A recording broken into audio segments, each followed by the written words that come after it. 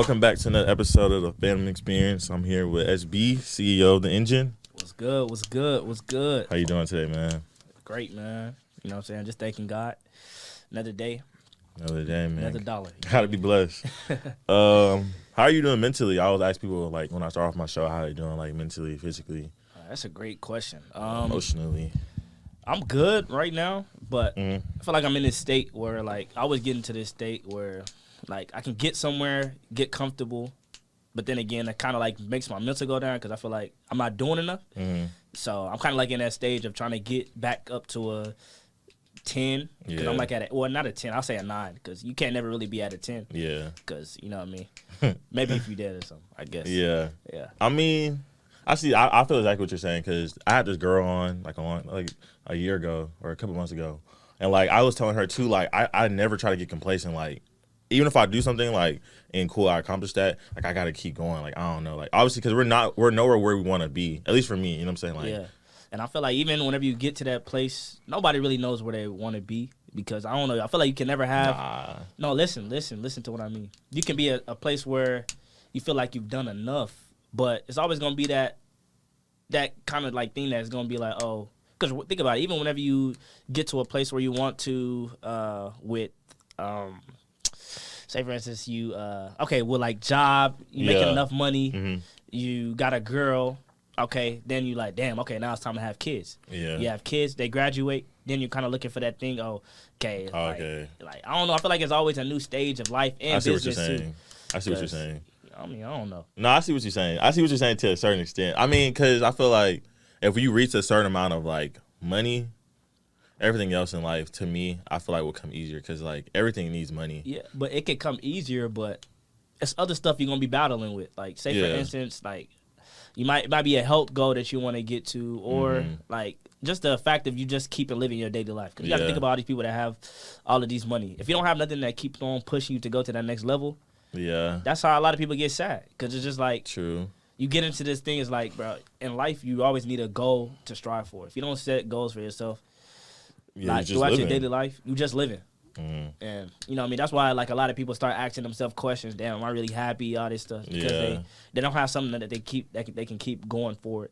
That is true. Yeah. That is true. I mean, I see what you're saying. What's your view on Texas culture and how you feel like your brand, The Engine, can impact the world? Okay. All right. Me, personally, I never think just Texas, but I do feel like Texas is a start. And I feel like Texas is cool, but they kind of need, I'm gonna say media wise. I'm just talking about from my brand's perspective.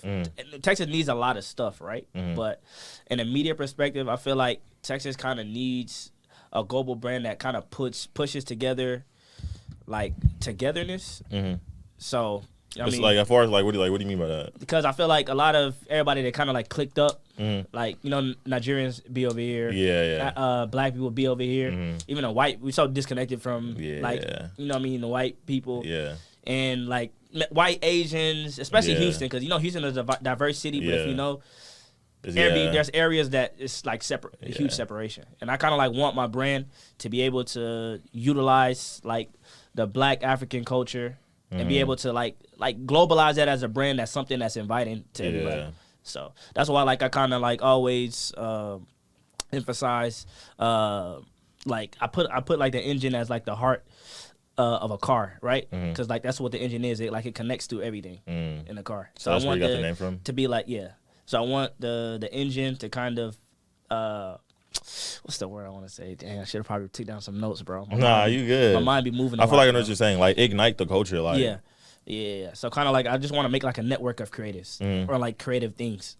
So if I can bridge the gap between, like, a DJ and a videographer, even what do you call it? A chef that makes food. That's culture in itself. Because whatever, they might specialize in Nigerian food or specialize in like soul food. Like, if I can bridge the gap to where, like, everybody just connected, bro. Like, make that connection between everybody that has creative abilities. Because I feel like everybody does have creative abilities, like we were talking before. Kind of, sort of. Yeah. We're going to have our own, like, you know, opinions about that. Yeah. But, everybody. I mean, what do you feel like, why do you feel like it's disconnected?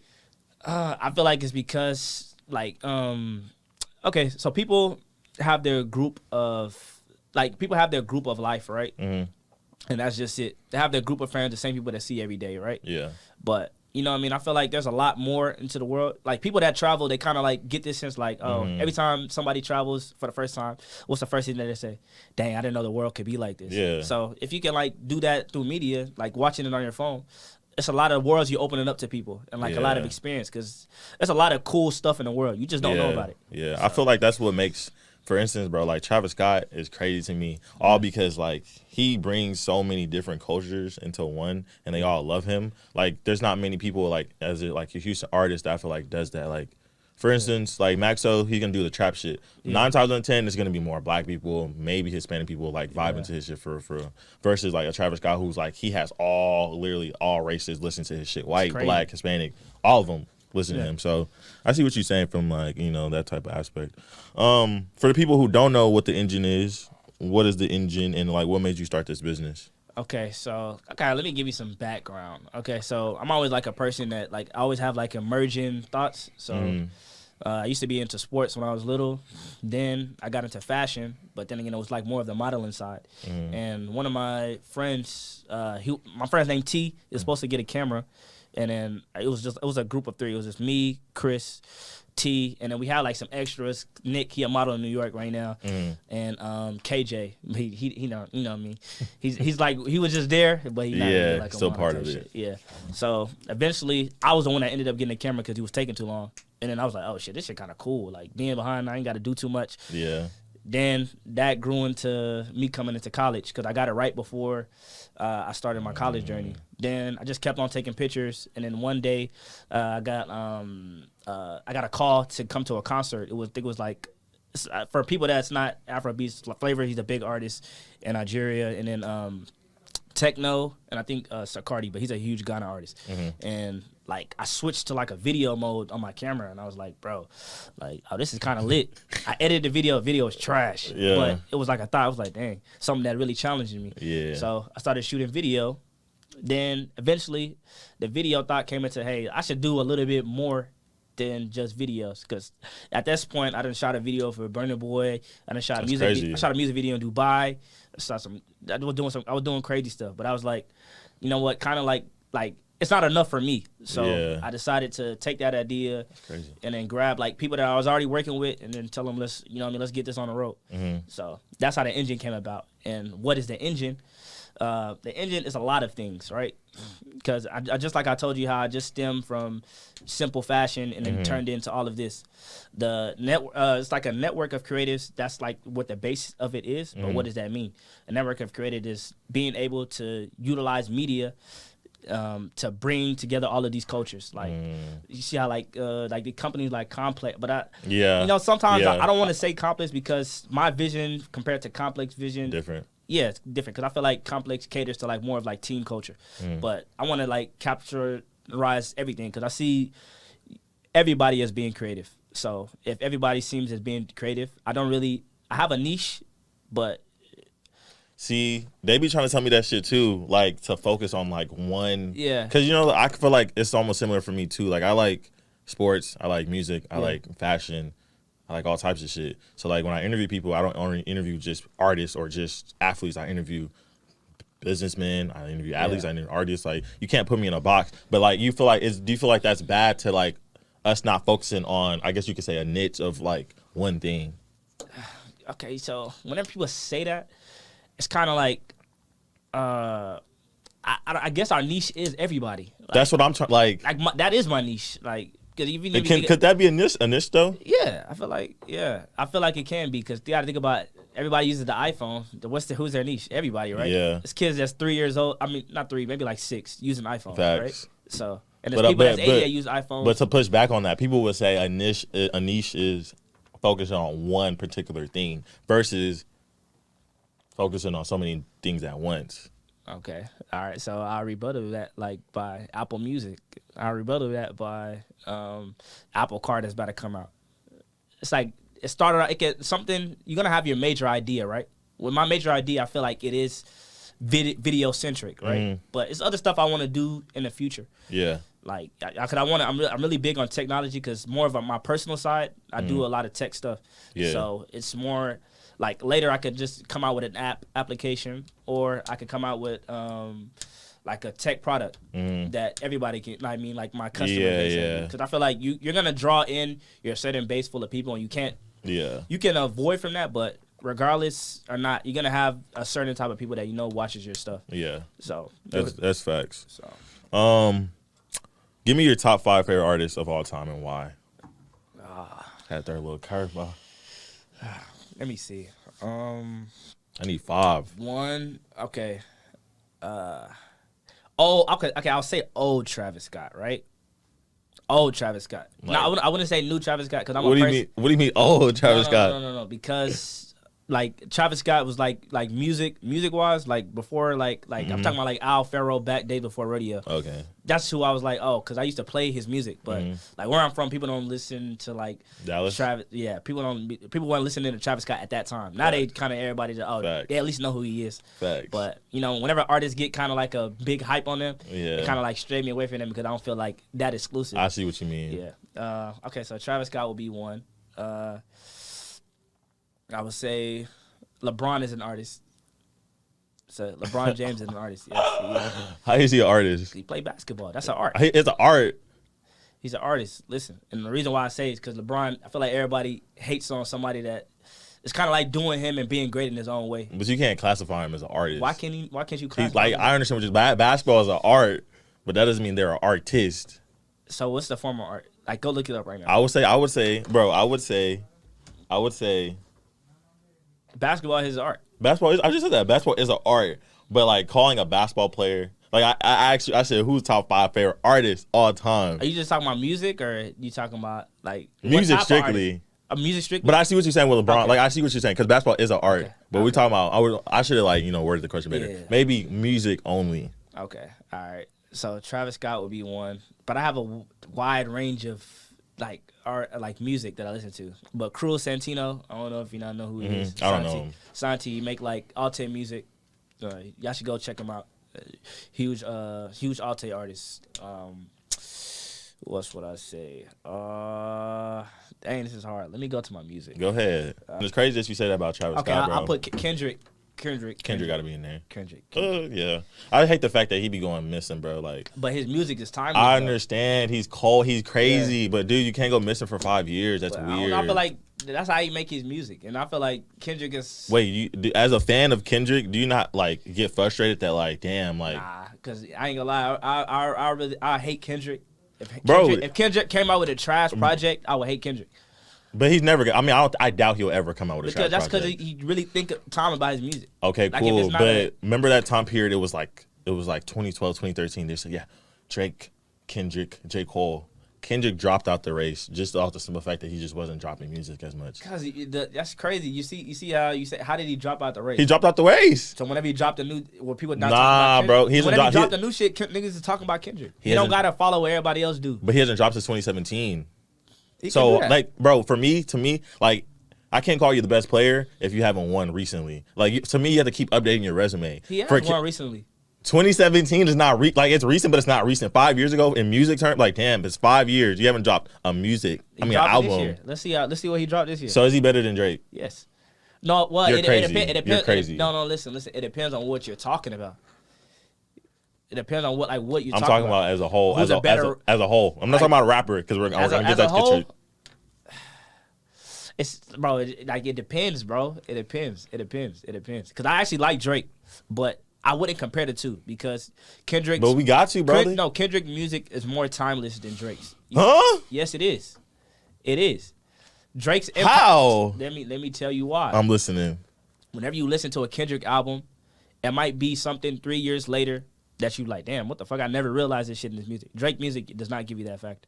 That's not true. No, Drake music is good to listen. You can keep on playing it, but it's not gonna be like, oh, damn, he was talking about that shit. No, what you're saying is right. I'm not disputing it. With Kendrick, because I ain't gonna lie, I've listened to a Kendrick album and I've went back and said, damn, I actually didn't get what he was saying. 'Cause, I mean, when I was listening to Kendrick, when he first was dropping, I was like 14, 15, so you're not fully grasping everything that he's saying. Yeah. So you go back later, you listen, you say, damn, okay, that nigga actually was like, wow, okay, like, wow, like, that's crazy. Yeah. Drake is almost the same thing with me. Like, no, because the only thing I can say about Drake, as far as like making bad songs, Drake does not make bad songs. And like, you know what I'm saying? Anybody that can say that is like low key blind to, like, they either don't like they're Drake hating. Or being blind. Yeah, they're hating. And okay, who's another person? Because you said right now, you said Kendrick. I said Kendrick, Travis, Cruel Santino. Let me switch it up. Let me give you a curveball. Okay, let me say J Hus. He's cool. And NSG. Let me add NSG. I don't know who that is. Afrobeats. I need to get more tapped on Afrobeats. NSG is it's a group of Nigerian and Ghanaian artists. That's why they call it. It's called Nigeria/Ghana. So, bro, it's a crazy group from the UK. Are you Igbo, Yoruba, or what are you? I'm both. I'm Igbo, Yoruba. Well, I'm more. Okay, so I'm 3, right? So I'll put Yoruba first, Edo, and Igbo. Okay. Yeah. But the Igbo is the smallest one. At this particular junction in your life right now, do you feel like a woman is a necessity? A necessity? Nah, not really. But I do think I need to find a woman soon. Why? Because look, you gotta think about it. The older you get and the more successful you get, the odds of finding a good woman is less. You're talking like you're 35. No, it's not. I'm 30. You gotta think about it. If you reach you can't pick and choose you don't know when exactly you're gonna find a girl. But so that's why you gotta kind of keep it open to finding a girl, right? Because I'm telling you, I'm talking about I know older people. I know what you mean. So, say for instance, you get to about age 30, the pool. Okay, woman, listen when I say this. Don't be mad. The pool of good women at that age. First of all, it's either gonna be a woman has problems or it's gonna be like doctors. Probably like doctors, really, because lawyers, they kind of be like 27, 28. So, bro, like the pool of women that are already not taken up is already gone. So you picking from a smaller pool. So I mean, you're gonna be getting the bottle girls that was doing rubbish. So like, why do you say that though? Like that's like almost because it's almost like saying, damn, like somebody who's still trying to find love at 30 can't find love. You can find love, but you're going to be doing a lot more settling than picking and choosing because the pool gets smaller. Because at the end, if you get 35, which is even 35 is okay. 35 is kind of crazy, like. But then again, might be 35 because it's not that easy to find somebody that you like. You know what I mean? Yeah. That you really like. That's why somebody can get together with somebody, they'll be divorced in 2 years. For you to say it, but for you to say, I feel like you're still like relatively like young. So for you to say, damn, I want to settle down like right now. Like I ain't say I want to settle down right now. I mean, you said you wanted to find your girl. That's almost equivalent to saying settle down. I mean, it's time to settle down though. If you find your girl, so what does finding your girl mean? Finding the girl. Because if you find your girl right now, you can't be out here being single. Or it's doing single things. We ain't finna jump in a relationship right there. Like we gotta build to that. You feel me? But you can't call that girl your girl if you're like, that's bro, because niggas are crazy. Niggas will call a girl their girl and be on the other side still doing funny business. Nah, I ain't that type of guy though. Not saying I'm not saying you're the type of guy. I'm just saying like that's a general thing. Girl, if I don't really like her, then it might be like some type shit. I got you. How did you develop your like exceptional like camera skills and editing? Just by working, bro. I'm telling you, like, I probably didn't edit like 2,000 videos, bro. Probably like 2,000. It might even be more. It really might be like 3,000 or something like that. Yeah. So really just by doing the process so many times that, you know what I mean, everything just becomes easier and I get better over time. And you know what I mean? I always come to the rollbacks. I edit so much that, oh shit, damn, I need to figure out something that I haven't done. Yeah. So that's kind of like how I just learn new stuff. Yeah. And add new stuff to like my creative process. But nowadays I've been kind of doing stuff as a team rather than by myself because a lot of the projects that we working on, I'm really trying to like really like deliver like high quality stuff to our clients. So like, what projects are you working on? And do you feel like having a team is making you better. Oh yes. I feel like whenever it's time to scale stuff, it's definitely better to work with a team because you can't do everything by yourself. And I'm learning that kind of like the hard way because the bigger stuff is like, you know what I mean? I done tried location scouting, like budgeting for like whatever video I'm doing. And first of all, even getting the people that you need inside the video together, then editing the video and like figuring out where the video is gonna go. Yeah, that's 5 things. I'm only one dude. I can do all of those things, but yeah, it takes time. No, it's not even that it takes time. It's just the quality that you can do to everything whenever you have a team is so much better than doing it by yourself. Because really, you're gonna think that you're giving 100%, but really you're giving 50, 25, 10, 50, 25 to each of the like the processes of like just making one project. Yeah. How was the convention when you went with the Rich Dad Poor Dad and seeing that? Yeah, so I actually like how I even got to that place was so I work with a real like an Airbnb guy, like a huge Airbnb guy, like the #1 Airbnb guy in Houston. If y'all don't know who he is, TJ Chajani, go tap in with him. But we've been working together for like 4 years. Like just on various like projects. He'll have like a master class that he needs to get done. Just bring out some people, help him shoot that. If he needs like creative content, like he's working on a hotel project right now. We're working together on some content on that route. But he was just like, hey, I need I'm going to Vegas. Are you gonna be available? I said, usually I be saying no more now just because I be trying to like pick and choose what I want to do with my time. Yeah. So I was just thinking maybe I can ask somebody else to go out to Vegas. But something was just like low key. It might be a good opportunity for me to learn something. I was like, oh, Rich Dad Poor Dad's gonna be there. Like Robert Kiyosaki. I said, you know what? Let me go. Yeah. And when I tell you, that was probably top 5 best trips I done took. The amount of game that I got on that trip was like, we need some. Spill some. No. That's another podcast. That's for another podcast. I need some. Because, I mean, I read books, too. Like, I've read Rich Dad Poor Dad. Just let me know, like, you know what I mean? If you want to be rich in this life, your mindset is #1. If you going to have, because the one thing I realized that, because it's like, you know, people that can be rich, they might be up to $1 million. But whenever you're in a room with like people like the lowest is like 10 million and then it's up to like 500 M's. Like actually being with them, not just hearing them in a room talking. Yeah. But like being like backstage, having conversations with them. I even went to the club. The whole time I was in the club, I was networking. That's the first time I've ever been to the club. I was like, damn. It's really different. Me, like the way that we kind of do things sometimes is like, bro, you know what I mean? It's not about always looking to get value into somebody, but adding somebody to your network. Because like you never know who you're talking to and what they can help you with. Yeah. There's even one dude I was talking to out there, he was like, bro, I don't even think I can help you, but that's what I want to do, bro. So you know what? Just give me your number. Like 2 weeks later, he hit me and was like, hey, this dude in Houston, oh my God, he's one big real estate guy in Phoenix. He got some work. I said, okay, bet. So you see how like just adding somebody to your network works, and just in case if you ever wanted to switch lanes, like we were talking about, you never want to be trapped in a box, right? Yeah. You just having people at your disposal that you know. There's nothing to reach out to them. Hey, you want to go out to lunch for like in the next week or something? Yeah. And just build like that. So yeah. But that event was pretty crazy, bro. Nah, it was life changing for sure.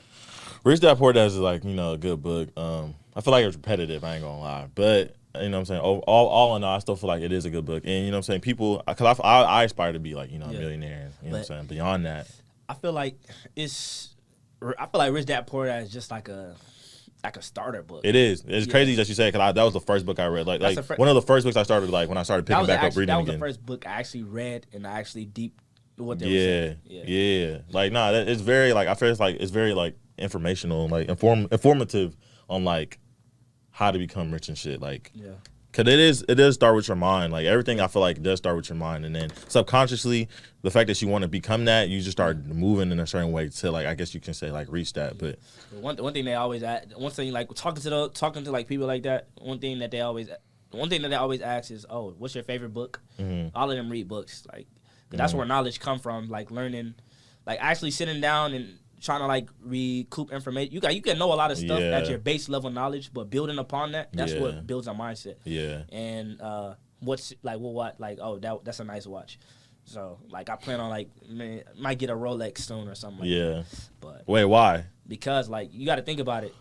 It was actually a watch dealer there, and he was like, you got to think about it. Where's like if you go somewhere, say for instance you have a Ferrari, you go somewhere, where's your car at? Say for instance you need to go somewhere, where's your car? You're inside the building, probably with valet or parking, right? Uh-huh. You got a nice crib. Where's your crib at? It's at home, right? So what's the only thing that somebody can tell that you're rich? It's not about clothes and like everybody that has a little bit of money can afford nice clothes. Yeah, it's your watch. You can tell somebody's rich off your watch, bro. That's crazy. So that's a good conversation. I might peep that. Yeah, bro. Like I'll say everybody like a watch might seem not like a buzz down or something because you might give off the wrong signal of like why you're rich. They might probably just think you're a rapper or something. Yeah. But which is not a bad thing. Like you can buy whatever you want to buy. Yeah. But I say get you a nice plain Jane, and then you can enter these rooms and you can talk. Yeah. You know what I mean? Yeah. That give you probably a little more respect. Yeah. But I also feel like some people also, you know what I'm saying, kind of like cap and I'm not the type of person to just go buy Gucci or go buy this just to like, you know what I'm saying, put it on social media. Yeah, that's like, why I said, you know what I'm saying, I have it. Gucci isn't anybody can buy Gucci. Gucci can even be fake, but yeah, exactly. If you have a nice timepiece on, that's why I said that's much more valuable than there's people that wear white tees, shoes. They might have some designer shoes on, but that watch, fire. What's next for SB, and where do you see yourself in 10 years? Okay. What's next for me? Plan on have a TV series coming out. I'm not gonna release any information on it, but TV series I plan on release. We're trying to figure out the date still of like when it's gonna be announced, but we plan on like working on that. We're trying to get the background stuff on that. I plan on bridging into tech in like maybe 2 to 3 years. I thought I was gonna be much more sooner, but tech is very expensive to get into. When you say bridging into tech, like what does that mean? Like bridging like the media side to tech. Okay. Like building like media technologies and stuff like that. Whether what that is, like I mean, I plan on bringing a developer on to add in like website development for like customers, but I'm talking about like building actual technologies that kind of bridge media and tech together. Whether that's NFT, Web3, or like all in that horizon. Yeah. So. Like AR, VR type of like technology. But I want to do it at a high level, not like... Nah, I feel you. Yeah. So apart from that, what else do you see in your like next view for the next 10 years? Obviously, you would probably want to get married. Yeah. Have a family, get married, and like be able to really have an impact on like people's lives. So however that may be, whether like throughout my company, like being able to really like impact people and like help them build careers through the engine. Because the way like... It's not like nobody. I don't want to ever have it to be like, oh, somebody works for me, but somebody's working through my company. Yeah. So facts. I play a game. It's called Fam Q&A. I ask questions. You give me answers. All right. Bet. Future or Young Thug? Future. Free band gang. Great answer. Biggie or Tupac? Tupac. I say Tupac. Podcast or radio? Podcast easily. Why? Podcast is eating, bro. Like I feel like it's a new generation of radio. Bro. I ain't gonna lie, it's crazy. Sometimes I can like on a road trips. I don't even listen to music on road trips no more. I put on a podcast and just play that throughout the drive. Yeah. Future new album, hit, miss, or mid? It's a hit. It's not one of Future's best albums. That's what I was trying to tell niggas. I don't even think I'm not gonna say it's a mid. I just didn't feel like it was crazy, like his form. You know what I'm saying? It's kind of hard to be crazy. Like I don't know. Because it's Future. Yeah. And he's battling against a lot of like crazy shit. Yeah. But I mean, like that's where I'm saying Drake is unbeatable. Like he keeps giving us crazy albums. I feel like Drake, because Drake's music is more versatile. Future always sticks within the realms of his lane. Drake can hop onto some new shit and kind of switch that up, and he can. He does the singing and the rapping. So yeah, it's a lot easier. Very versatile. Jack Harlow or No Cap? The only reason why I put this on there is because I just listened to both their projects and No Cap over Jack. I haven't heard Jack Harlow's new project, but I fuck with that. I don't feel like I don't know. Maybe I gotta listen to Jack Harlow. People say that he's hard, but no, he's tough. I ain't gonna lie. I'm like you because I didn't really listen too much to him, but I started kind of listening more. But then he again, dropped his I project. didn't like Lil Cap's new album though. For real? It was cool, but the Still Human was better. That's what people were saying. I fuck with No Cap's album. I ain't gonna lie. That shit. Maybe I gotta go listen to his album again. I don't know. You listen to Jack Harlow. John Morant or Anthony Edwards? Damn. John Morant. Bro, don't just because you seen the guy drop 47 yesterday. John Morant got more swag though, so it's like, yeah, bro. What? Hey, Anthony Edwards be talking that shit. He be talking that shit. It's just his team is just nonsense that he didn't go too far. I still going with John. But y'all tough. I ain't gonna lie. Who you think is gonna go to the final from the West or the East? All right, so Warriors. Okay, so I was saying the 76ers, but James Harden, something's wrong with that guy, man. I don't know. That guy, James Harden's a bum. I don't know what happened. It's like the niggas forgot how to play basketball, I'm going to still say 76ers. All right, come on, bro. Yeah, mind you, they're down 2-0 right now. Hey, man. Hey, nothing's impossible. Stop it. Okay. You 76ers and the Warriors? Yeah. And I got I had the 76ers winning, but I don't know no more. I might say, though, I'm still iffy on that. I ain't gonna lie. I had the Warriors going to the finals, but the way the Suns been playing, I don't know. I feel like it's gonna be Suns. The Suns are playing the Mavs though. It's like, wait, so Mavs not nice? The Mavs. That's what I'm from Dallas. I expect the Mavs to win, but now that they're down 2-0, it's like, bro, yeah. Everybody else is not hooping. Who's someone you would like to see on the Phantom Experience? Low key. And you have to help me get them on here. All right, but let me see. Who has an interesting story, bro? I don't think you should get. Damn, who's an interesting person, bro? Damn, you know a lot of people, man. I do. That's why I'm trying to. Okay, all right. Either Chris which is my guy. You feel me? Or, have you got Frank on here? Franco? Nah, we supposed to do something now. Nah, you got to get him on here, bro. That guy's crazy. Nah, he is. Yeah. We're supposed to do something though, but you know how I don't know, like shit just be, you know. Yeah. All right, and then get Donovan on here. I don't know if you know Donovan. You know Donovan? I had him on here. Oh, okay, damn. I had Donovan on here. But for sure, Franco though. Yeah. I ain't gonna lie, that guy gonna be big in music, bro. Franco and his artist too. Yeah, he gonna be big. He gonna be big, bro. Nah, the way he like push for his artist is crazy. Yeah, the way I wish I had him on my team, but you know what I'm saying. You have a lot of people. You have one of the people on my team that I want. Yeah. You have Natasha. I mean, you have Tony. Man, hey, shout out. Okay, look, Tony. Let me get my shout out to people. Shout out to Tony. Shout out Patience. Shout out C4. That's my guy, man. Shout out the guys. Shout out Yemi, KP. Even shout out Dolly P, man. shout out Dolly P, man. That nigga's funny, bro. Who else I shout out? Shout out Dizzy Bands. He in Dallas.